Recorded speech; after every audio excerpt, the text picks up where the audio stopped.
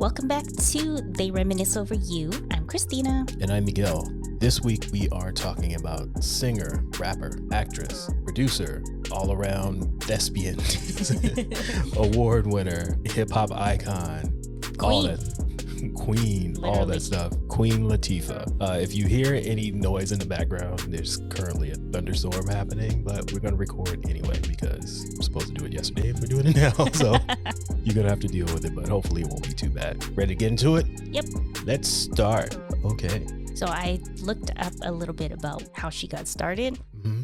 And I just found out that she was in a group called Ladies Fresh and an original member of the Flavor Unit, which that I knew, but I didn't know about the previous group. And another thing that I read about was she got the attention of Tommy Boy Music employee Dante Ross, which we had talked about Dante Ross in a previous episode, but I can't remember. I don't know. We were talking about. We talk about people all the time and they kind of go overlapping in several episodes. I can't think of it right now. Yeah, so I actually didn't know too much about her beginnings just because she came out a little bit earlier than when I was getting into hip hop music. So I thought I'd do my little background check on her. Okay. Well, like you said, she was part of the original Flavor Unit. The Flavor Unit that we know is not the Flavor Unit of those days. Okay. It was started by DJ Mark, the 45 King. That's a very 70s and 80s name if I've ever heard one. Yes. But he started it. He was a producer / DJ, and he kind of put the group together. So it was her, Nikki D, Daddy's Little Girl, Oh. Chill Rob G, Apache, his brother Lati, I don't know how to say his name. They were all just a bunch of young rappers from Jersey, and he decided to put them together, and here we go. We are the Flavor Unit, Right. the original Flavor Unit. The first time I heard her, though, was on 1580 K-Day, which I've mentioned a few times on this podcast. Yes. It was on 1580, and I think Wrath of My Madness might have been the first one that I heard. And yeah, it was a time where hip-hop was just starting out and hitting outside of New York. So you could get away with doing a lot of different styles as one person, because Wrath of My Madness sounds nothing like Dance for Me Yeah. or Come Into My House. Mm-hmm. Like, it wasn't unusual for a rap act to have a house record. So those are my introductions to her. And then on De La Soul, Buddy. Okay. The Buddy remix too. I think the first time I may have, or my first memory of her is actually U.N.I.T.Y. Okay. I do know some of the older songs, but I think I may have discovered those later. Right. So I'm not exactly sure what I heard first from her, but that seems to pop into my head when I think about how I was introduced to her, because that was released in 93. So by then I was... that timeline adds up for you. Yeah. Anything before that, I was just starting to discover. So if I hear it, I hear it. But if I didn't, that wasn't unusual either. Right. Yeah, 93 is when she started making her escape from hip hop. Exactly. And just when I discovered her. into movies and television. But that's not a bad entry point. I like U.N.I.T.Y. Yeah, and I think that's her most popular song. And she got a Grammy off that song, I think. I don't know if she won a Grammy for it. I didn't look that stuff up. I just assumed you did, since that's your area of expertise, awards and charts and such. But I do know that in comparison to her later stuff, the early stuff, which I love, wasn't nearly as recognized as the older things that we're going to talk about later, like her jazz albums and such. But hey, I liked it. Well, why don't we just jump into the first album then? All right. All Hail the Queen, 1989. All Hail the Queen. Yes. Like I said, my first hearing of her was on Wrath of My Madness. It was constantly being played on the radio. And at that point, at least for me, I was probably 13, 14 at the time. So I really didn't make any distinction between, oh, it's a woman rapper. Right. Or these guys are letting this woman do it. It's like everybody was just rappers at that point. And she happened to be somebody that I liked. Pretty much anything that came out after that, I was all in on it. I don't know if I'm like way off. I think I noticed this more when I was listening to the second album. But something about her style reminded me of Heavy D. It's funny that you say that because I have it written right here, and I was going to say that as well, because I never noticed it before until listening back to it this week. It was like, this sounds like Heavy D, like her cadence, her tone, and then the little bit of the reggae influence and stuff too. It's like, oh my God, I'm listening to Heavy D and never noticed it. And they both came out around the same time. Like I think his first album came out the year before this one did. So I don't know if it was intentional and she was like, that's the lane I'm going with, or if it was just organic. I kind of feel like it was probably just of the time. Yeah. And where is he from? He's from Money Earning Mount Vernon. Oh, when she's from Jersey. So yes. Not the same place. No, but close. But I mean, I think they were of that time. Yeah. It was very rhythmic. And that's one way of putting it, yes. Very rhythmic and very danceable. Yeah, because like I said, you could have Wrath of My Madness and then Come Into My House be on the same album and it didn't sound weird. Give me body. Which I've been singing all week long. I can't stop saying it every time I listen to it.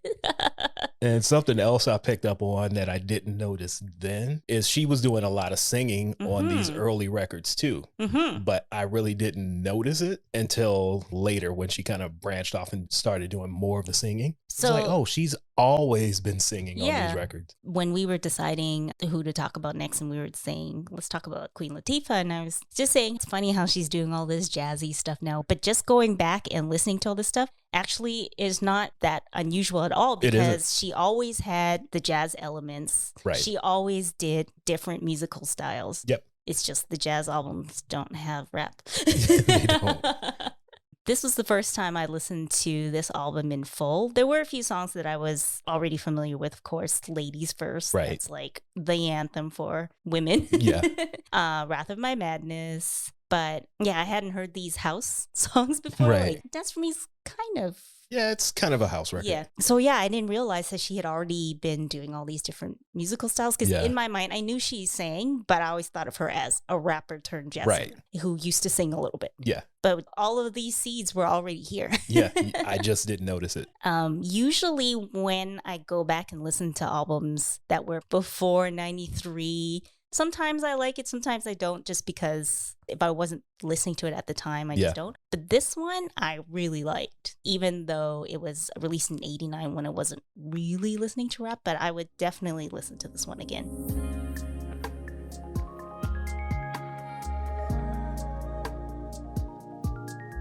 The only problem I have with it is it sounds really bad quality-wise because it's just an old album. Yeah. So I wish that someone could put together a $1 billion GoFundMe so we can remaster all these old albums from the late 80s and early 90s. You want to hear Come Into My House at its full potential?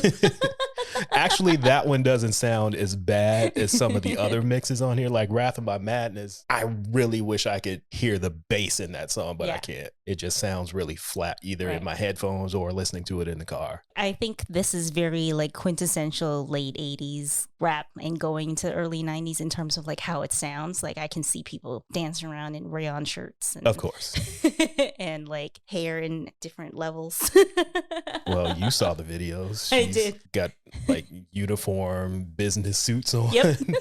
And dancers bopping around in the background with their African medallions. And she's always in a head wrap and everything. So because she's a queen. She presented herself as royal and very militaristic. Yes, I was about to say royal, but also very like in charge. Yeah. Like I said, this was released in 89, but I mean, that's just 1 year away from the 90s. But I've said this to you before. All these songs were like in the 90s. It's like we had this view of like everything's going to change now. So much of the music people would actually literally say in the 90s X and X won't happen anymore, or it's the 90s, so now blah blah blah. Yeah, it was at the height of Afrocentricity and feminism too. Feminism, all of that stuff was coming together. Yeah, it was just at like that time. This is our time. Right. Like it's the 90s. Yeah, we've struggled long enough. It's time for us to make a stand and take a step forward. And here we are in 2021 and still doing the same things. Like people are still fighting for the same stuff. Yeah. So a lot of the early 90s had this theme, but I think by like the mid 90s, people kind of stopped that. Because they had made it. That's why. Yeah. Like you go from a point where people are dancing around with African medallions on. Like the genre got so popular that by the mid 90s, you got people wearing platinum and diamonds all over the place. So people got comfortable, basically, at least in my opinion. Yeah, because like late 90s was the quote bling bling era. Right. So it was a quick run. Like you went from ashy to classy in like 5 years. So I really liked the dancey in the house songs. The Dance for Me and Come Into My House. They're infectious. You kind of want to just get up and start. Give me body. Yeah, voguing and or just doing a lot of arm and leg movements. I noticed in Latifah's Law, as I was saying, she was always doing some jazzy beep boop boop from the beginning. Ladies first, of course. It's funny. I was thinking about how I couldn't hear Moni Love's accent because I didn't realize she was British until, I don't know, I found out not that long ago. Okay. But in the song, she says, born in London and sound American. So I guess she was in America long enough to not have an accent. Yeah. You know how sometimes when people rap or sing, then you just don't hear Right. their non-American accent anymore? Yeah. Like you can hear it on other songs a little bit, Yeah. but she hides it well. Yeah.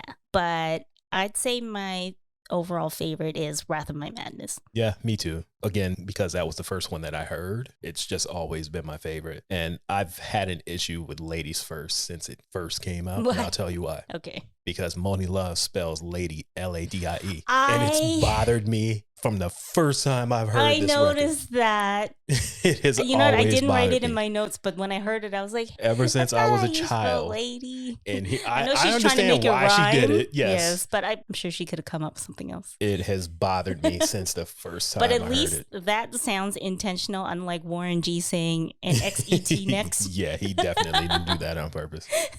I'll let it go. I think she knew what she was doing. Yeah. All this time, I thought she had some like Jamaican roots or something because she's always doing the little bit of reggae and patois. And no, her parents are just both American. Yeah, that's just the time we were in. Well, it sounds fine to me. I don't know how West Indians, in particular Jamaicans, may feel about it, but We're going to have to ask some people that were Yeah. in New York at the time. Because it But- was an East Coast thing. yes, Like, a lot of East Coast. You really didn't get it much from West Coast artists throwing random patois and Caribbean type slang. Because a lot of the East Coast rappers did have some West Indian roots or something at least. So I just assumed she did too, but I guess maybe it's just the people she was around Yeah, and the stuff she was listening to because she does it a lot. right. But overall, I definitely think this is a strong debut album, even though I didn't hear it until now. But I'm sure if I was listening to hip hop in 1989, I would have been all over this. Yeah, because as I've mentioned before, there weren't really many rappers to choose from. So if you actually were able to make it on the radio, you were pretty good. Right. Like, I don't remember there being rappers played on the radio and you're like, oh my God, they suck. Because of the effort that it took to actually get to that point. Right. You had to be good. And she was. Give me body. You're just going to keep singing that? Yep.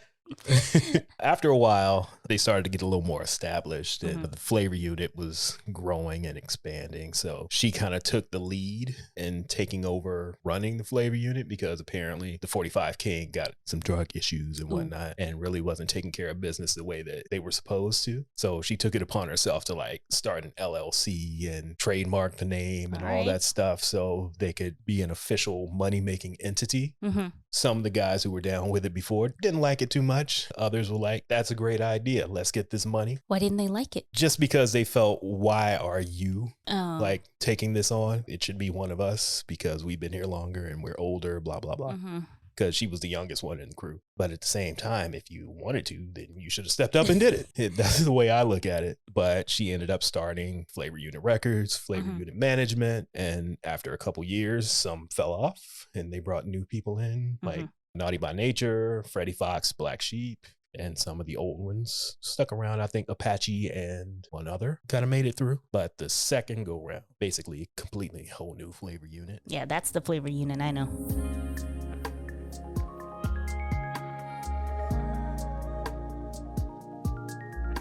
So let's talk about her second album. Nature of a Sister, 1991. Yes. Yeah, this was where I put in my notes about her style reminding me of Heavy D. I actually pulled up some Heavy D just to see if I was way off. And I'm like, no, I don't know. Sounds similar to me. Nope.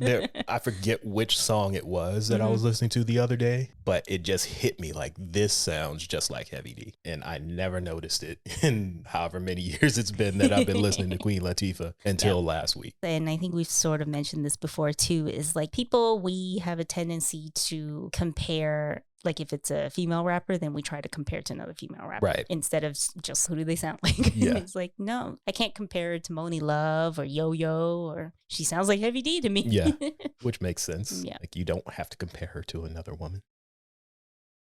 My favorite song on this album, though, is Latifah's Had It Up to Here. Produced by Naughty by Nature. That was the biggest hit for me. Yeah, I liked that one as well. And this one, as I was saying, she was this rapper and now she's a jazz singer. But this song, listening to it now, I could totally hear this being performed with an orchestra. Which is why I sent you that video. Exactly. Of her performing it at the Kennedy Center. I am convinced, I don't know what else she performed that night, but I am convinced that 90% of that crowd had no idea what that song was that she was performing. But the fact that she pulled it off in front of this black tie audience is amazing to me. And you could just see what a pro she is, though, just watching her perform. Like, she made it look so easy. Yeah. Like, she could do it in her sleep. I want to say before like MTV started doing those unplugged concerts, I think I never really thought of rap being something that you would listen to with live instruments. Like sometimes, you'll hear samples with like horns or pianos or whatever, right? But it always seemed like a very like electronic music to me. Like you have to have a DJ playing a record or something, not an actual drummer or an actual guitarist or piano player. And so I think that's why it seems surprising to think that you could perform this music like that. But again, now that I know that it can be done and it has been done, just hearing the old songs is like, oh yeah, obviously, like this song totally sounds like something that could just be played live. And that's because a lot of them were. A lot of those older albums, even though they had samples, there was a lot of live instrumentation as well. I think for me, it might have been Jay-Z's Unplugged was the first time where I was like, wow, you could do all this stuff live. Yeah. And the Roots, I mean, obviously they're a great band too, but that they were able to recreate that with live instruments. And it was like, wow, like rap can be like this. Yeah. Well, it's because you jumped into hip hop a little bit later when the live instrumentation was gone, basically, because there was Stetsasonic, which was the first hip hop band, which Prince Paul was in and Daddy-O and all them. But they had live instrumentation as well. And there was a couple other like backing bands, mostly out of New York. But for the most part, once it became more sample heavy, then it just trended that way for a while until Biz Markie got sued for, I think it was Spring Again. And that's when everybody's like, oh, we got to step away from the sampling shit. Yeah. It's going to cost us way too much money. Yeah, so Latifah's Had It Up to Here is definitely my favorite song on this album. And I liked That's the Way We Flow because, I kind of like that back and forth style. I have no idea who Safari Sister Swatch is. I don't know. Someone I don't she was remember. rapping with. I don't recall. And Fly Girl, I thought that was hilarious. So in Fly Girl, she's kind of going back and forth with a guy who's hitting on her, right? Right. And the part where he's like, you're fine. And she's like, thank you. But just the way she said it, it gets me every single time. She's like, thank you, but I'm not that type of girl you think I am.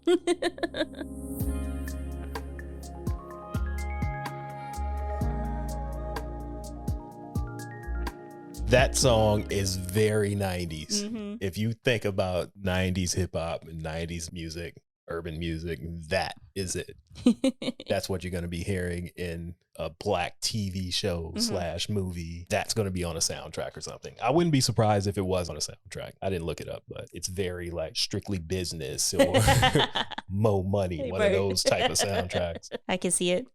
So this one, she continued with playing with different styles and stuff. She had the reggae vibes again, a lot of the singing, like Give Me Your Love. It kind of sounds like, how like 90s R&B, like Vanessa Williams and Karen White, that kind of R&B. That's what this song reminded me of. And that last song, How Do I Love Thee, where it's like that whispery talking through the phone kind of thing.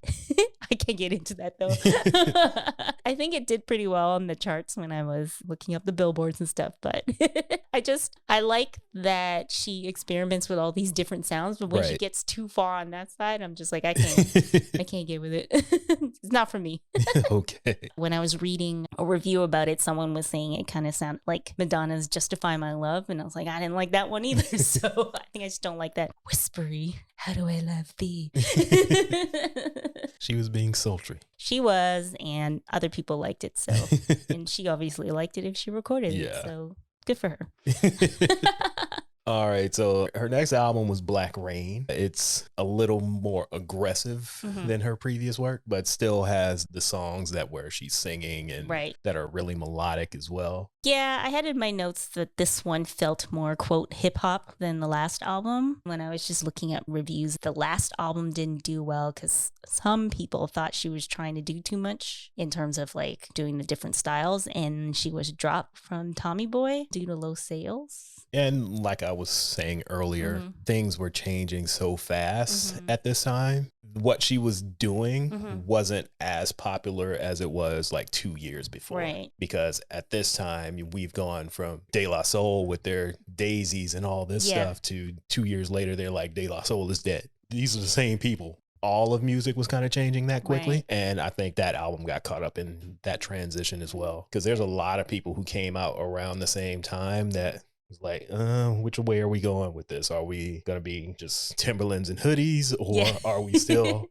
happy, joy? Right. Yeah, because by 93, things were starting to get less whimsical. Yeah. Like it wasn't 93 to 95, that in the 90s, we could do whatever we want was starting to wind down a little bit. Yeah. Like you had even gotten Run DMC out of the fedoras. They're wearing bald heads and hoodies and black boots. So so things have changed quickly. This one feels very 1993 and very different from a 1989 album. Yeah, it's not even close. Yeah, even though she's still doing the singing, she's still doing, I think she's got a little jazzy stuff, a little bit of reggae, but overall it felt a little more hoodies and Tim's. Right. And I think that's from the Naughty by Nature influence because they were flavor unit artists. So that style was kind of moving towards the forefront anyway. Like it was becoming a little more street oriented. I thought it was funny that there was that song Rough and Heavy D was on it. And I'm like, oh, now that he's on a song with her, I don't hear it anymore. That's funny. Because I think when I was thinking she sounded like him was more of the dancey kind of hip hop. Whereas when we got to this album, it was less of that. But even his music was trending in this direction too around this time. Because the Blue Funk album is not like the first couple albums. Right. So the other thing that I thought was funny too about the 90s was she has a song with Tretch, Coochie Bang, when they just talking about wearing condoms basically. Right. And I just found that funny that was another theme in the 90s, was talking about safe sex and condoms and all that stuff. And like everyone had some kind of condom PSA or something, basically. And we can't forget about TLC and Left Eye always wearing all of them would be wearing condoms all over their clothes and stuff. And then Salt and Pepper had Let's Talk About Sex. So I don't know if that was part of these. In the 90s, we gotta do all these things. Well, it was like also at the height of like crack and AIDS. Right. So it's like, if y'all want to live, you need to strap up. Yeah. It's not safe in these streets. There's always wearing a Jimmy hat or something. Yeah, it's like, we know y'all gonna be hoes, but at least be safe about it. So she has that song with Tretch, and then in Just Another Day, she said something about she got to get her gun and her Jimmy hats in case she needs protection. It's like protection from everything. Yeah. Just in case you get some tonight, and just in case you got to put somebody down in the street. Exactly. She's gonna be protected. I'm prepared on both sides. So I just thought that was funny because I remember when I was a kid and my sisters would see me watching my music videos and see TLC with their condoms all over the place, and they're just like, why are they doing that? I'm like, I don't know. Why don't they have these in their purses? I don't know. I'm 13. Like, you tell me. Like, it's about safe sex, okay? You wouldn't know about that. You're not as cultured as me. So I think this one, U.N.I.T.Y, that's my favorite song on here. Okay. But technically, it's my favorite song. Okay. Why technically? The album version is different from the video version. It is. So I like the video version better. Okay. I get it. They both have the jazzy sound, but the album one is a little bit more jazzy, I think. Now that I think about it, I was trying to figure this out the other day when I was listening to it. I'm not sure if this version that's on here now was actually on the album when it was first released. Because I don't remember this version being on the album. I don't think I've ever heard this version. I've heard it, but I don't remember it being on the album. I'm guessing the video version is probably the radio version too. Yeah. Yeah, because I've never bought a Queen Latifah album. So whatever I would have heard had to be either the radio version, single version, or video version. And so as soon as it came on, I was like, have I just not heard this song in a while? Because it's not like totally different. It's a little more smoothed out. It's a little bit more jazzy, but mostly the same. Yeah, I don't remember this version being on the album. I could be wrong, but I don't remember that one being on the album. The thing that I always thought was funny on this song was, so she's talking about, some guy walked by and grabbed her butt when she was wearing her shorts. And she said, then the little one said, yeah, me bitch. And I don't know why with her calling somebody the little one always makes me laugh. And I instantly thought of Vinny just because, Naughty by Nature's, part of the crew and stuff. And Vinny is playing the little one in the video. Because he's the little one. He's the little one. She didn't punch him dead in his eye in the video, though. But yeah, that's who I thought of, and that's who played the part. But it's probably just an old memory in my head anyways. Yeah, that you forgot about. Yeah, because he's the little one. Yeah, me, bitch.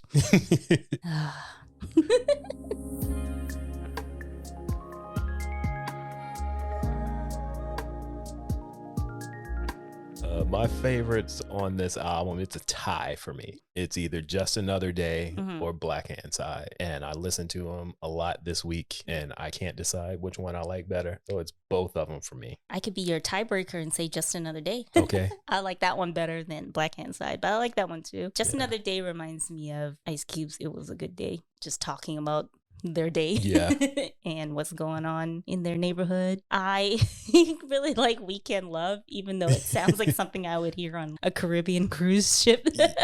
As someone who spent a lot of time on cruise ships in the Caribbean, I can confirm that's the type of song you would hear playing. It's definitely very cruise ship. It is. And the last song, Winky's Theme, which she dedicated to her brother. So this kind of gives us a peek into where her music was going to go. Because even though she had done that sort of like jazzy live instrumentational stuff before, I think this one sounds even more further away from, I guess, like the hip hop roots and stuff. And at first I didn't really like the song, but then after listening to it, I couldn't stop humming it under my breath. I'm like, you know what? I think I do like this song. I just had to let it marinate. You were converted. Yep. I don't remember it. I don't think I even listened to it. I didn't make it to that part of the album because I only really listened to the songs that I liked this time. I would hum it, but I think I've done enough singing and humming on this podcast that I should be embarrassed at this point. I don't think so. I've heard much worse. So shall I hum it then? No. We don't need that. We don't need that. Rude. So around the same time as this album is when we got the Flavor Unit compilation album. I can't tell you many songs from it. Just looking at the track listing right now, I know Roll with the Flavor, which is basically the group cut. And then obviously Hey Mr. DJ by Shanae. Ooh, let me look up the track listing. I didn't even look at that. Are the only two I remember. What was it? The Flavor Unit compilation? Roll with the Flavor. Okay. Now, this has always bothered me as well. The name of their crew is the Flavor Unit. FLAVOR. Why are you going to name your album Roll with the Flavor FLAVA? That has always bothered me. I don't know. It's right up there with Moni Love spelling Lady LADIE. It should be Roll with the Flavor. You are the Flavor Unit. It's right there. But what do I know? I can't find the track listing, but that song I know, and Hey Mr. DJ was on that compilation? Yeah, that's where it was released first. Oh, I don't remember. Because she was managing Naughty by Nature, and KG found them, and Makes Bob's sense. your uncle. But there's a song with D-Nice, The Biggest Sisters. The song called Sounds of Fatness. Sounds of Fatness. Yeah, I guess they were some big girls. I don't remember. I don't know that song. I don't remember them at all. The Almighty RSO had a song on there. That's your man Benzino's group when he was still Ray Dog. Freddie Fox. Ray Dog? Yeah, that was his original rap name, Ray Dog. Isn't that the same? No, not the Ray Dog you're thinking No. of. No. I was just going to say, isn't that the same name? So this is like early YouTube. There's this guy named Ray Dog. REHDOGG. And he did some low budget rap videos, shall we say? They were terrible. So anyone who was into early YouTube, y'all probably know what we're Why Must I Cry? Why must I cry? Why must I cry? No, not that Ray Dog. Okay. different guy. Ooh. Yeah, so there's a lot of people on this album, Okay. and a lot of songs that I don't remember other than those two. And in the role with the Flavor video, Tretch is rubbing this sticker real creepy like Ew. Gross. It's terrible. I have the video pulled up right in front of me. Because right. when I was trying to find the track listing, the video pulled up. Because he does it in the video for a little bit, and then at the gross. very end, that's how it closes. They play him doing it again. I'm gonna play it. Okay. I want to see it. I'm gonna just go right to the end. Oh, Kid Capri's in here. Yeah, it's a lot of people in it. Yeah, there's Queen Latifah with her boss bitch jacket on, sitting at her table. Oh, gross. Yes, creepy. Why is he doing that? I don't know.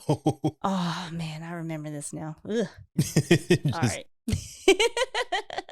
Oh boy. But this was around the same time that she started branching out away from music and getting into movies and TV. So there's a run from like 93 to 95 where there was no Queen Latifah music, and she's putting all of her work in movies and television. Living single. Living single. In the 90s kind of world. See? It's all this in the 90s. Right? There you go. What else was she in that point? She was in House Party 2. I remember her in that. She had a small part in Juice. Remember, she was like hosting the Q DJ thingy. Yeah, Q was auditioning for the DJ battle. Yeah, and I see the lists here. Her IMDb is long. Yeah, it's not normal. It's not normal. No, she's got credits in every area: producing, executive producing, acting, writing, directing, all of it. What else was she in? My Life. I don't remember that or know what it is. I don't know what that is. But what we watched the other night, Set It Off. Set It Off. That was a good rewatch. She was Cleo. Oh, my favorite part was her little celebratory dance after they did their first bank heist. When she shot the ceiling. Yep. She's dancing. She's wooing. Cleo was the loosest of cannons.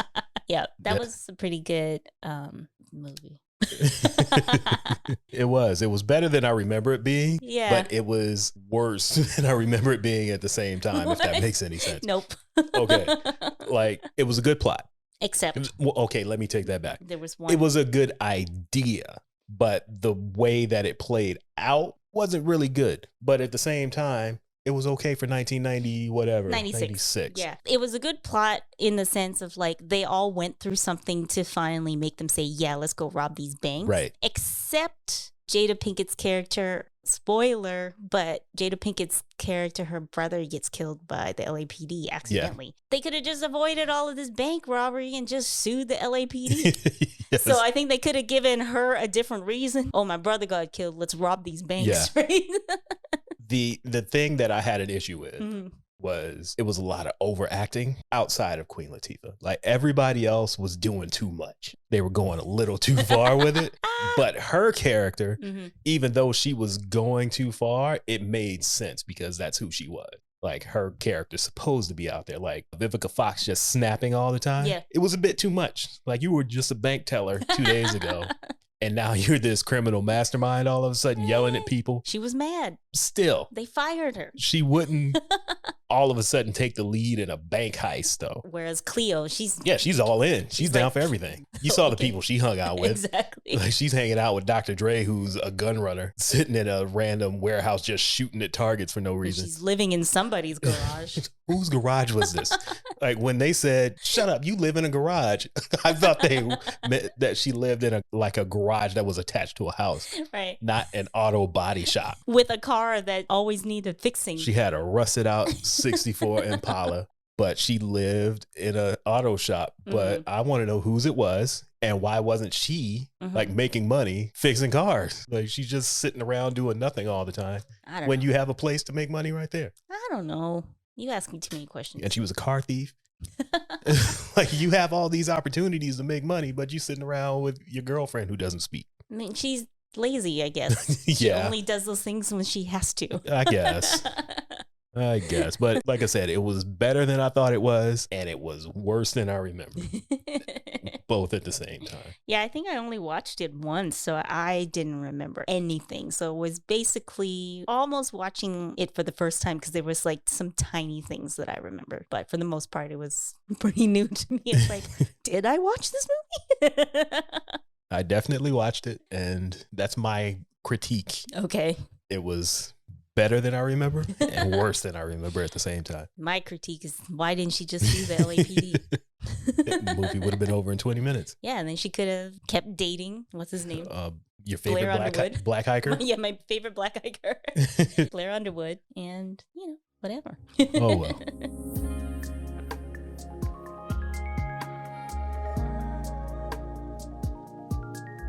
All right. Shall we continue with the segue and talk a little bit about her film and TV during this time? Since we're already here and there's no music to talk about. So we kind of have to. Well, Living Single. Hello. That is definitely a classic. And we all know there'd be no Friends if there wasn't a Living Single. It's true. Admitted by the higher ups at NBC, who said, give me one of those, but make it white. Less urban, please. Apparently, she was on The Fresh Prince twice, playing two different characters. I don't remember either of them. I don't remember. But Living Single is the thing that kind of put her out there as an actress, other than Set It Off. I loved Living Single. I know. I'm aware. She played Khadijah. Yes, Khadijah, who owned a hip hop magazine. Flavor, of course. Of course. She is always about Flavor Unit. So, of course, it's going to be Flavor Magazine. I really want to start rewatching Living Single. I really want to see Overton Wakefield Jones talking all slow. And then Kyle, who was always like, hello, I'm debonair. Yes. Oh man, what was Kim Fields' character's name? Regine. Yes, Regine. Even though her name was really Regina. Well, of course she would be Regine. Regine and what was the last? Maxine Shaw, yes. Attorney at law. And wasn't she always coming over eating up all the food? All the time. Like she would come in and go straight to the food. Oh, and what's her name? The character's name? Overton's love interest? Oh, Khadijah's cousin? Yeah. Sinclair. Sinclair. The wannabe actress, but she was a little bit ditzy. I think at the end she ended up getting an acting gig, if I recall correctly. I could be wrong. I could be making that up. I don't know. Yeah, that was like at the height of these black comedies. There was Living Single, Fresh Prince, Martin, Different World. Yeah. Like it was just, again, I think that's probably why everyone felt so like it's the 90s. Yeah. Again, that's why people tended to get comfortable. It's like, we doing it now. We're here. We don't need to fight for anything else. Yeah. And then all the shows got canceled. Yep. Bye-bye. Bye. Yeah, just looking through the rest of her early 90s stuff, I don't remember her in Hoodlum. I've only seen Hoodlum one time, but I don't remember. Is that a TV show? No, it's a movie with Lawrence Fishburne. It's like set in the 30s. He's playing a gangster. I know what you're talking about, but I can't remember if I actually seen it. Yeah, I've definitely seen it. I don't remember much about it. I remember her in The Bone Collector, though. She was Denzel's nurse. I do not remember that. Because he played the cop that was paralyzed in The Bone Collector. And, I don't even remember the movie, actually. Yeah, he was like a forensic investigator. Yeah. And he got hurt, like something fell on him when he was on the job and he was paralyzed. And Angelina Jolie is like a street cop and she stumbles across this murder. And he's like, well, you're going to be my eyes out on the street. So it's like heavy technology where they're using her to tell him what's going on back at his hospital bed. And he's using a computer to put the crime scene together, and Queen Latifah plays his nurse. Okay. Any other TV and film stuff in the 90s? Bringing Out the Dead, I've never seen that, so I can't talk about it. Don't know. If anybody has seen it, you can let us know on The Bird or Instagram, but I have no idea what it is.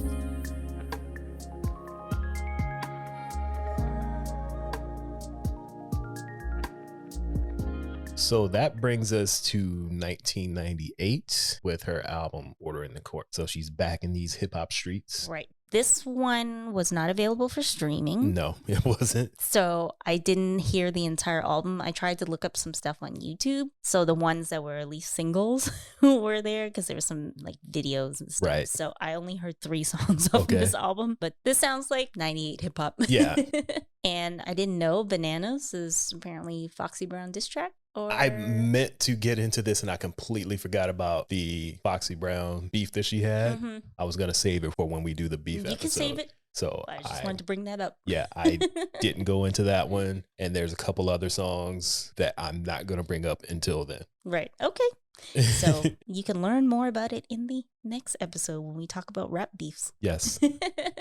All right, so I only heard 3 songs: Bananas, Paper, and It's All Right. Yeah, I only remember Bananas from when it came out, and the rest of the album I don't, other than Parlay. I remember that one, but since it's not available to listen to, I didn't go back and try and track it down. A lot of times, if you look for an artist on YouTube, they will just have playlists of the albums. Because even sometimes when it's not available for streaming, it'll be on YouTube for some reason. Yeah. Like the official artist YouTube channel. Right. But yeah, this one I had to kind of search for a bit. And I was like, I'm not going to search for every single song. So let me just put in the album thing and see what pops up. And those were the 3. I mean, it was cool. It sounded like the 98 hip hop style and stuff. Like what I remember of it is it was very 1998. Nothing really stood out, but it wasn't bad either. Right.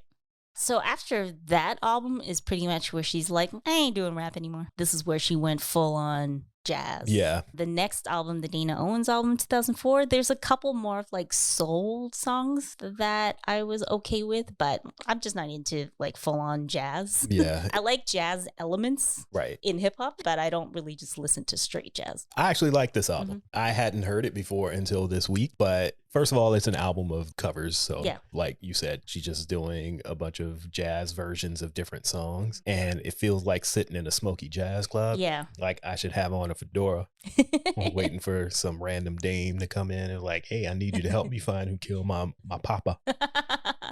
While I'm sitting at the bar nursing some scotch. Yeah, see, I'll help you out.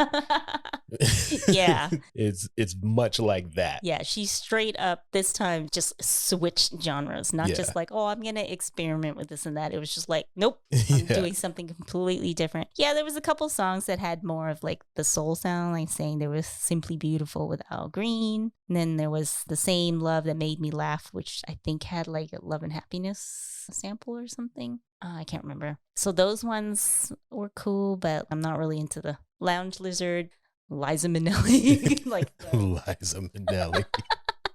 Oh, man. I just think of like, I don't know if I'm getting it mixed up with another album, but it just makes me feel like I should be a flapper. Yeah. Yeah, it's definitely in that realm. Because it's not just jazzy, it's like 30s jazz. Yeah. Yeah, it is. 20s, 30s, I don't know, those times. Yeah, it's very traditional jazz, as they say. It was nominated for Best Jazz Vocal. Well, there we go. Like I was saying earlier, this stuff has way more critical acclaim than any of the hip hop stuff that she's done. Interesting. Like award nominations, the sales, the rankings on the Billboard charts. This stuff is by far her best critiqued work. But I get it. Like she's a legit jazz artist now. Yeah. It's not that it sounded bad. It's just this is not what I listen to. Yeah, I'm not a jazz guy. But like I said, this album though, if I'm just sitting around doing nothing, I would listen to it. Yeah. Have it on playing in the background while I'm working or something. Yeah, same. But I wouldn't go out of my way to put it on. I'm not going to hit the freeway and turn it on in the car. Nope. But if I'm just sitting around doing some work and want some music on in the background, I'd throw it on. Or if we owned a cafe or something. Right. But I'm not going to have it on my workout playlist or anything.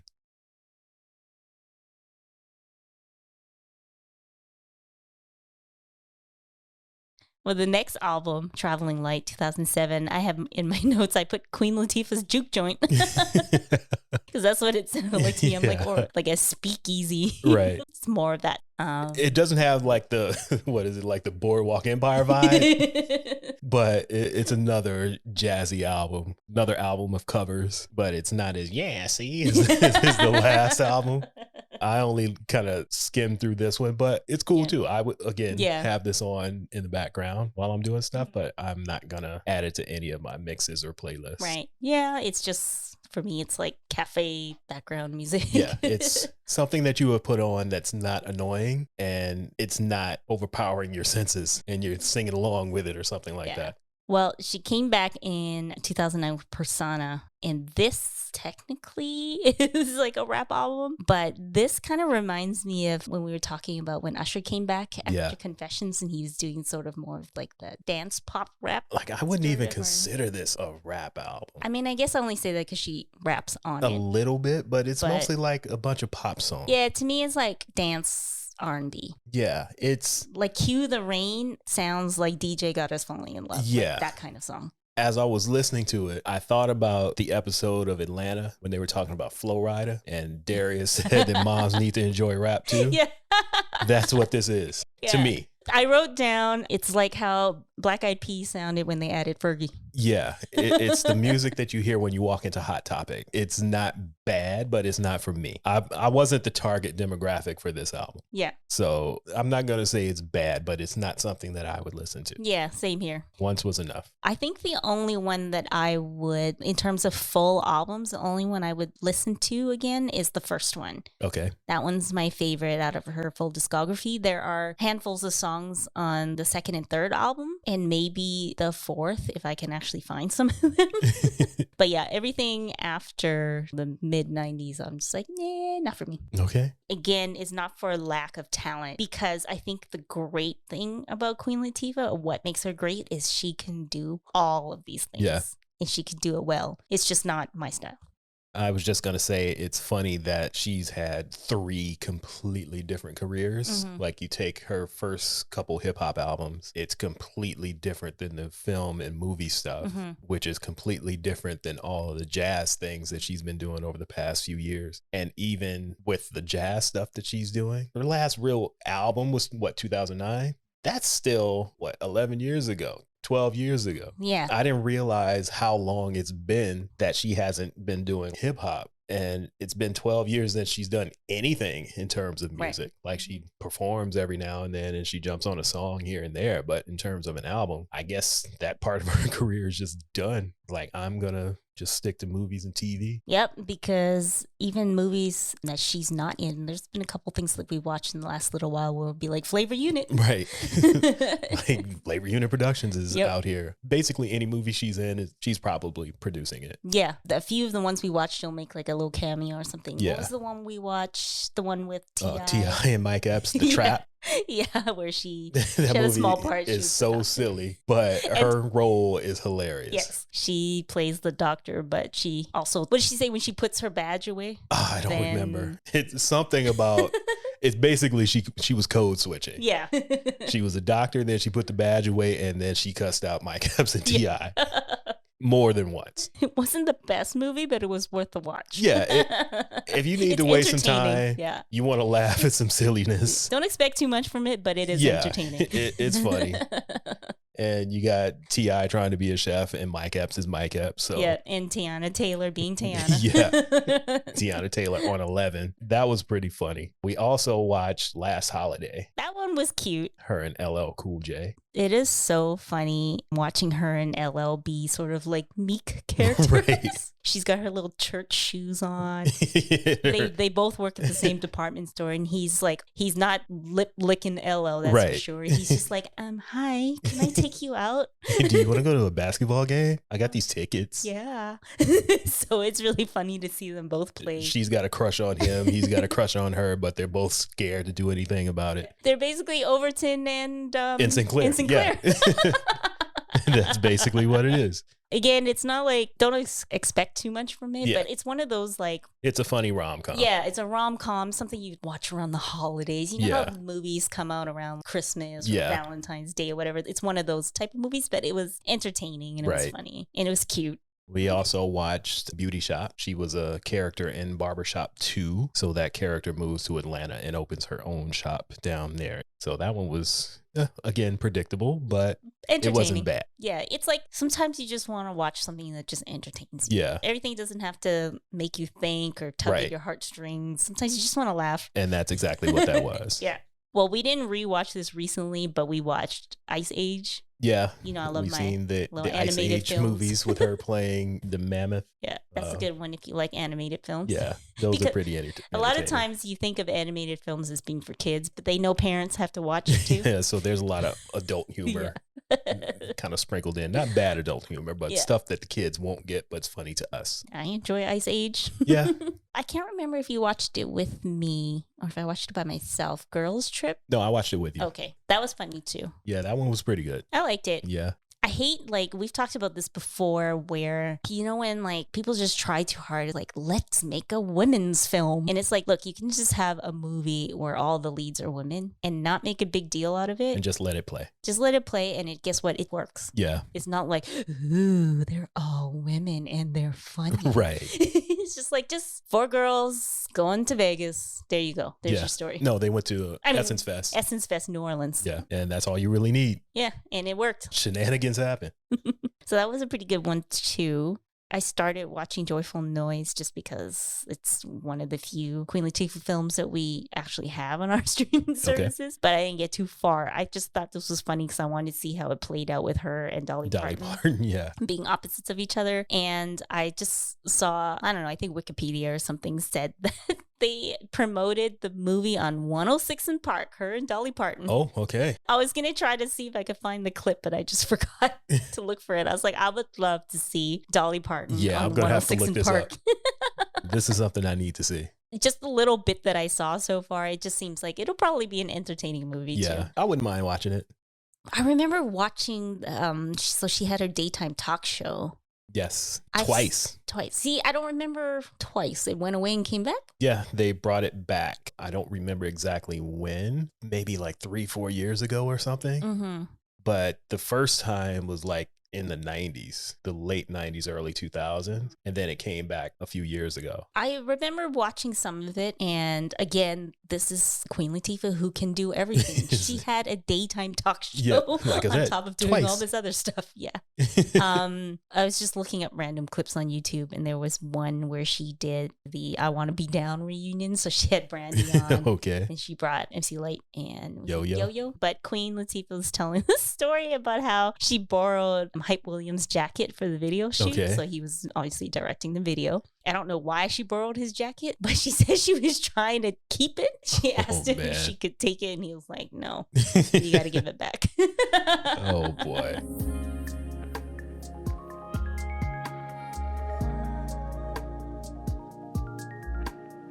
I guess that basically wraps up what we know about her in terms of her music and film and TV. Every time we decide to talk about someone, either it's like their birthday that we didn't realize. Some huge event happening in their life. Yeah. So she recently got the Lifetime Achievement Award. Yes. From BET.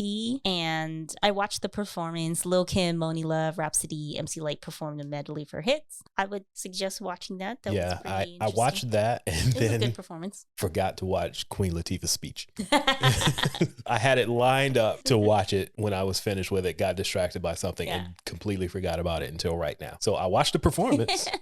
I just didn't see her speech, which was really good, apparently. I did watch it, but now I can't remember. And if you haven't seen it, go ahead and check it out. I'm going to do the same. And then I randomly came across an episode where she hosted Def Comedy Jam. Okay. She came out with a leather suit, not like a suit, but like a onesies. Right. Like a leather jumpsuit and a gun. Okay. I don't remember that. I'm going to have to look this up too. She told a couple jokes and people laughed and stuff because I think she's really good at delivery. Right. The jokes were not bad for a non-comedian, yes. And I was like, oh, she doing stand-up now? But turns out she's just hosting. Right. Because why wouldn't she do stand-up? She's done everything else, right? But she came out, told a couple jokes, and she's like, yay, you guys laughed. I forgot why she had this gun. And then... Yeah, I'm going to have to look this up. So I stumbled onto this documentary, and her mom was talking about how close she was with her brother when they were little kids and stuff. And if you didn't know, he'd passed away in a motorcycle accident. But she taught her brother not to hit girls. Right. Queen Latifah was a rambunctious child. Okay. And she said she bit him in the ear. Like really like hard. Mike Tyson or something? Yeah, she bit him in the ear really hard. And he was so mad, but because he was taught not to hit girls, he didn't fight back. Right. And he told her about it, and their mom told her, you can teach her a lesson. So she said the next time she grabbed a Tonka truck and bonked him in the head. Oh, God. And so he punched her in the face. But then she said he cried because he knew he wasn't supposed to do it. Even though, because she was like, she told him that he could teach her a lesson, but he felt bad because they were close and he didn't want to hurt her, even though she was bonking him with Tonka trucks. Oh, man. Yeah, that's a very sibling thing to do. But yeah, I didn't get around to finishing that either, but many things to go back and look at. So, of her full discography, her filmography, what is your favorite Queen Latifah moment? I'm going to say U.N.I.T.Y, and specifically the part where she's like, "Who you calling a bitch?" Because that was just very memorable. Living out your fantasies vicariously through Queen Latifah. All the times I wanted to lash out at somebody and I didn't. You got Queen Latifah sitting on one shoulder. So maybe if Queen Latifah stays on my shoulder, I won't come up with the best comeback 3 days later. Okay. Sounds good to me. Yep. For me, I'm going to say my favorite moment is her in Set It Off playing Cleo. That's a pretty good favorite moment. That's hands down my favorite. Just all of the reckless shit that she was doing and really didn't care. And then how it ends because of her. Right. And she cares about her friends. Yeah. Even though she doesn't act like it sometimes. She'll put a gun in your face and is like, I wasn't going to shoot her. See, there's a difference between being reckless and not caring about your friends. Yeah. Those are two different things. But Cleo is my favorite Queen Latifah moment. Either that or her playing the doctor in that movie with Mike Epps and T.I. that we watched. Yeah, that was pretty But good. I'm going to say Cleo. Oh, I almost forgot to mention we wanted to watch that movie where we saw some random clip on Twitter. Somebody posted this random clip. When she was riding this bike all over the place. Like a bicycle, not a motorcycle. Yeah, she's playing a bike messenger and she's like jumping over trucks and she starts in Philly and ends up in Brooklyn. Then she's in LA. This is supposed to be one ride. Yeah, it's supposed to be one but trip. For some reason, they have all these filming locations. Yeah, and she's jumping over cars and trains. She's going through the subway, except we don't know who's riding this bike at the time because they have a helmet on. I'm watching the clip like, what is going on with this bike messenger? And then she skids to a stop in some warehouse, pulls off her helmet. And at the same time that I'm thinking, Queen Latifah, the person in the video says that too. And it's just hilarious. And I was like, oh my God, we have to watch this movie. Yes, and we will post that tweet as well. We couldn't find the movie though. Because he wasn't happy when he saw that it was Queen Latifah.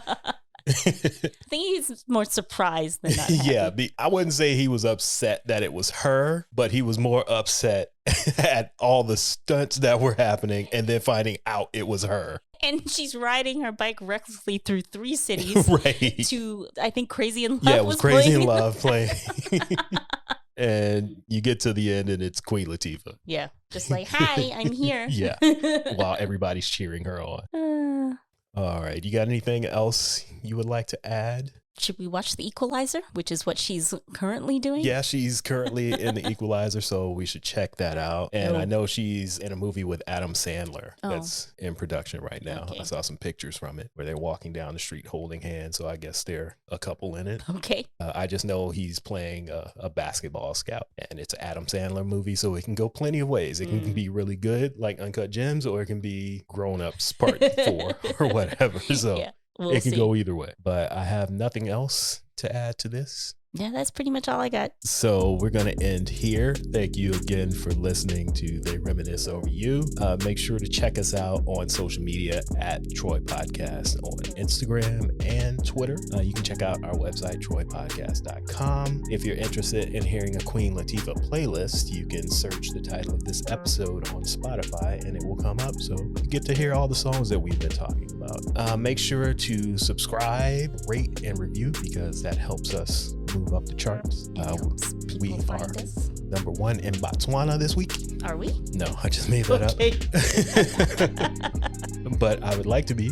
So if you haven't given us a review, go out and do that on your podcast service of choice. We would appreciate it. That's pretty much all I have. So I guess we'll talk to you next week. Oh no, in 2 weeks. 2 weeks. Till then, bye. Bye.